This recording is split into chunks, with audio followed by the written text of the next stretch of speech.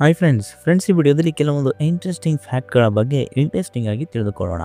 Number 1, ನವಜಾತ ಶಿಶುಗಳು ಎಷ್ಟು ಕ್ಯೂಟಾಗಿ ಇರ್ತವೆ ಅಂದರೆ ಅಷ್ಟೊಂದು ಕ್ಯೂಟಾಗಿ ಇರ್ತವೆ. ಹೌದು, ಹುಟ್ಟಿದ ಮಕ್ಕಳು ಅಳುವಾಗ ಕಣ್ಣೀರು ಬರೋದಿಲ್ಲ. ಯಾಕೆ ಗೊತ್ತಾ? ಇದನ್ನು ಯಾವಾಗಲಾದರೂ ಗಮನಿಸಿದ್ದೀರಾ? ನವಜಾತ ಶಿಶುಗಳಲ್ಲಿ ಟಿಯರ್ ಡಕ್ಟ್ ಇನ್ನೂ ಈ ಮಕ್ಕಳಲ್ಲಿ ಡೆವಲಪ್ ಆಗಿರೋದಿಲ್ಲ. 3 ತಿಂಗಳ ನಂತರ ಈ ಟಿಯರ್ ಡಕ್ಟ್ ಡೆವಲಪ್ ಆಗುತ್ತೆ. ಹಾಗಾಗಿ ಹುಟ್ಟಿದ ನವಜಾತ ಶಿಶುಗಳು ಎಷ್ಟೇ ಅತ್ತರೂ ಕಣ್ಣೀರು ಬರೋದಿಲ್ಲ. ನಂಬರ್ 2, ಜಗತ್ತಿನ ಫೇಮಸ್ ವಿಜ್ಞಾನಿ ಆಲ್ಬರ್ಟ್ ಐನ್ಸ್ಟೀನ್ ರವರ ಈ ಫೋಟೋವನ್ನು ನೋಡಿಯೇ ಇರ್ತೀರಾ. ಈ ಫೋಟೋವನ್ನು ಒಂದು ಸಾರಿ ನೋಡಿ ಗಮನದಲ್ಲಿ ಇಟ್ಟುಕೊಳ್ಳಿ. ಇದು ಇಂಟರ್ನೆಟ್ನಲ್ಲಿ ಭಾರಿ ವೈರಲ್ ಆದಂಥ ಒಂದು ಫೋಟೋ ಆಗಿತ್ತು. ಈ ಫೋಟೋದ ಹಿಂದೆ ಇರುವ ಅಸಲಿ ಸತ್ಯದ ಬಗ್ಗೆ ನಿಮಗೆ ಗೊತ್ತಾ? ಅಂದು ಐನ್ಸ್ಟೀನ್ ತಮ್ಮ ಹುಟ್ಟುಹಬ್ಬವನ್ನು ಆಚರಿಸಿಕೊಳ್ತಾ ಇದ್ರು. ಆ ಸಮಯದಲ್ಲಿ ಅಲ್ಲಿಗೆ ಬಂದ ಒಬ್ಬ ಫೋಟೋಗ್ರಾಫರ್, ಸರ್ ಸ್ವಲ್ಪ ನಕ್ಕು ಬಿಡಿ, ನಿಮ್ಮ ಫೋಟೋ ತೆಗೆಯುತ್ತೇನೆ ಅಂತ ಹೇಳ್ತಾನೆ. ಆಗ ಐನ್ಸ್ಟೀನ್ ಫೋಟೋಗೆ ಫೋಸ್ ಕೊಡಲು ಶುರು ಮಾಡಿದ್ರು. ಆ ಸಮಯದಲ್ಲಿ ಫೋಟೋಗೆ ಫೋಸ್ ಕೊಡ್ತಾ ನಕ್ಕು ಸುಸ್ತಾಗಿ ಆ ಸಮಯದಲ್ಲಿ ಈ ಫೋಟೋವನ್ನು ಸೆರೆ ಹಿಡಿದಿದ್ದಾರೆ. ಈ ಫೋಟೋ ಬರೋಬ್ಬರಿ 80 ಲಕ್ಷ ರುಗೆ ಮಾರಾಟವಾಗುತ್ತೆ. ಯಾಕಂದರೆ ಈ ಫೋಟೋದಲ್ಲಿ ಐನ್ಸ್ಟೀನ್ ಸಿಗ್ನೇಚರ್ ಕೂಡ ಇದೆ.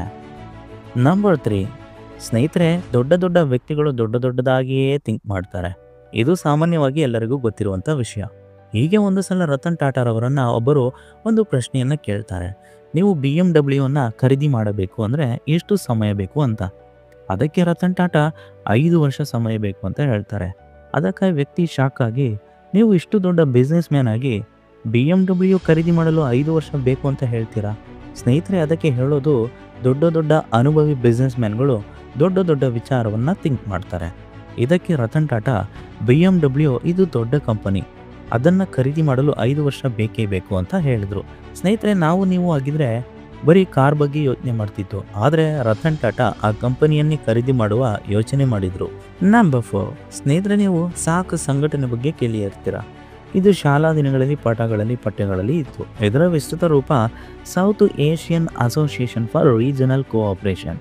ಈ ಸಂಘಟನೆ ಶುರುವಾಗಿದ್ದು 1985ರಲ್ಲಿ ಸ್ಥಾಪನೆಯಾಗುತ್ತೆ. ಇದರಲ್ಲಿ 9 ರಾಷ್ಟ್ರಗಳಿವೆ. ಆ ರಾಷ್ಟ್ರಗಳ ಹೆಸರು ಹೇಳೋದಕ್ಕೆ ಒಂದು ಫಾರ್ಮುಲಾ ಇದೆ. ಅದೇ MBBS ಸ್ಪೇನ್ ಎಂದು. M ಅಂದರೆ ಮಾಲ್ಡೀವ್ಸ್, B ಅಂದರೆ ಬಾಂಗ್ಲಾದೇಶ್, B ಅಂದರೆ ಭೂತಾನ್, S ಅಂದರೆ ಶ್ರೀಲಂಕಾ, P ಅಂದರೆ ಪಾಕಿಸ್ತಾನ್, A ಅಂದರೆ ಆಫ್ಘಾನಿಸ್ತಾನ್, I ಅಂದರೆ ಇಂಡಿಯಾ, N ಅಂದರೆ ನೇಪಾಳ. ಈ 9 ರಾಷ್ಟ್ರಗಳು ಸಾರ್ಕ್ ಸಂಘಟನೆಯಲ್ಲಿ ಇದೆ. ಇದನ್ನು ನೆನಪಿಡೋದಕ್ಕೆ ಈ ಟ್ರಿಕ್ಕನ್ನು ಯೂಸ್ ಮಾಡಬಹುದು. ನಂಬರ್ 5, ಸ್ನೇಹಿತರೆ, ಈ ದಿನಗಳಲ್ಲಿ ಯಾವುದಾದ್ರೂ ಒಂದು ಅಪರಿಚಿತ ಮಗು ಸಿಕ್ಕರೆ ಅದರ ಬಗ್ಗೆ ನಮಗೆ ಡೀಟೇಲ್ಸ್ ಗೊತ್ತಿರಲ್ಲ. ಅದರ ತಂದೆ ತಾಯಿಯನ್ನು ಹುಡುಕಿ ಆ ಮಗುವನ್ನು ಸುರಕ್ಷಿತವಾಗಿ ಅವರ ಅಡ್ರೆಸ್ಗೆ ಅಥವಾ ಅವರ ಪೇರೆಂಟ್ಸ್ಗೆ ಒಪ್ಪಿಸೋದು ಹೇಗೆ, ಅಥವಾ ಯಾರಾದರೂ ಅಪರಿಚಿತ ವ್ಯಕ್ತಿ ಆಗಿರಬಹುದು, ಅವರನ್ನು ಅವರ ಅಡ್ರೆಸ್ಗೆ ಒಪ್ಪಿಸಿ ಬಿಡೋದು ಹೇಗೆ, ಅವರ ಸಂಬಂಧಿಕರನ್ನು ಕಂಡುಹಿಡಿಯೋದು ಹೇಗೆ ಗೊತ್ತಾ? ಇದು ಸುಲಭ ವಿಧಾನ. ಯಾವುದಾದ್ರೂ ಒಂದು ಮಗು ಅಥವಾ ಯಾವುದಾದ್ರೂ ಒಂದು ಅಪರಿಚಿತ ವ್ಯಕ್ತಿ ಬಸ್ ಸ್ಟ್ಯಾಂಡ್ನಲ್ಲೋ ರೈಲ್ವೆ ಸ್ಟೇಷನ್ನಲ್ಲೋ ಸಿಕ್ಕರೆ ಅವರ ಬಳಿ ಆಧಾರ್ ಕಾರ್ಡ್ ಇರೋದಿಲ್ಲ ಅಥವಾ ಯಾವುದೇ ದಾಖಲೆ ಇರೋದಿಲ್ಲ, ಅಥವಾ ಅವರಿಗೆ ಮಾತು ಬರದೇ ಇರಬಹುದು. ಆಗ ಮಗು ಆಗಿದ್ದರೆ ಆ ಮಗುಗೆ ಯಾವುದೇ ರೀತಿಯ ಅಡ್ರೆಸ್ ಆಗಿರ್ಬೋದು ಅಥವಾ ಫೋನ್ ನಂಬರ್ ಆಗಿರ್ಬೋದು ಅಥವಾ ತಂದೆ ತಾಯಿ ಹೆಸರುಗಳನ್ನಾಗಿರ್ಬೋದು ಹೇಳೋದಕ್ಕೆ ಬರಲ್ಲ. ಆಗ ಅದರ ಅಡ್ರೆಸ್ ತಿಳ್ಕೊಬೇಕು ಅಂದರೆ ಸೀದಾ ಆ ಮಗು ಅಥವಾ ಅಪರಿಚಿತ ವ್ಯಕ್ತಿಯ ಅಥವಾ ಅಪರಿಚಿತ ಹುಡುಗ ಅಥವಾ ಹುಡುಗಿ ಆಗಿರ್ಬೋದು, ಅವರನ್ನು ಸೀದಾ ಸ್ಥಳೀಯ ಆಧಾರ್ ಸೆಂಟ್ರಿಗೆ ಕರೆದುಕೊಂಡು ಹೋಗಿ ಆಧಾರ್ ಸೆಂಟ್ರಲ್ಲಿ ಅವರ ಫಿಂಗರ್ ಪ್ರಿಂಟನ್ನು ಇಟ್ಟರೆ ಆ ವ್ಯಕ್ತಿಯ ಅಥವಾ ಆ ಮಗುವಿನ ಪೂರ್ತಿ ಆಧಾರ್ ಕಾರ್ಡ್ ಡೀಟೇಲ್ಸ್ ಅದರಲ್ಲಿ ಶೋ ಆಗುತ್ತೆ. ಅದ್ರ ಮೂಲಕ ಅವರ ರಿಯಲ್ ಅಡ್ರೆಸ್ ಹಾಗೂ ತಂದೆ ತಾಯಿ ಫೋನ್ ನಂಬರ್ ಎಲ್ಲ ಕೂಡ ತೋರಿಸುತ್ತೆ. ಆಗ ಆ ಮಗು ಅಥವಾ ಆ ವ್ಯಕ್ತಿಯನ್ನು ಅವರ ಅಡ್ರೆಸ್ಗೆ ಕಳಿಸಬಹುದು.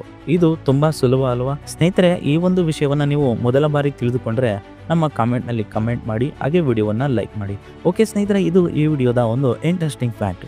ಈ ವಿಡಿಯೋ ನಿಮಗೆ ಇಷ್ಟ ಆದರೆ ವಿಡಿಯೋವನ್ನು ಲೈಕ್ ಮಾಡಿ, ಶೇರ್ ಮಾಡಿ, ಹಾಗೂ ಇದೇ ರೀತಿ ಇಂಟ್ರೆಸ್ಟಿಂಗ್ ವಿಡಿಯೋಗಳಿಗಾಗಿ ನಮ್ಮ ಚಾನಲನ್ನು ಸಬ್ಸ್ಕ್ರೈಬ್ ಮಾಡಿ. Thanks for watching video. Have A great day.